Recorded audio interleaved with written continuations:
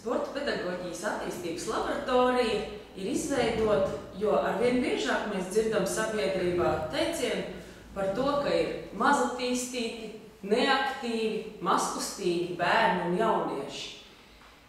Sporta pedagoģijas attīstības laboratorijas galvenie virzieni ir noteikt šo problemātisko lietu vecāku līdzdalību, vecāku atbildību, vecāku iesaistīšanās bērnu sportošanas paradumos, noskaidrot, kāda būtu kvalitatīva sporta stunda, kāds ir inovatīvs saturs, lai bērni motivēti varētu doties uz šīm stundām un piedalīties. Svarīgi ir arī noskaidrot, kāds ir skolotāju kompetenču profils, kādam ir jābūt šim jaunajam pedagogam. Pētniecības laboratorijā tiek izstrādāti gan kursa darbi, bakalaura darbi, maģistra un promocijas darbi.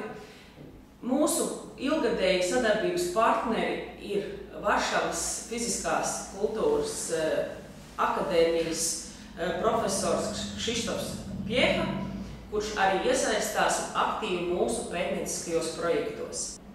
Lai mūsu bērniem ir zinoši un smaidoši sporta pedagogi.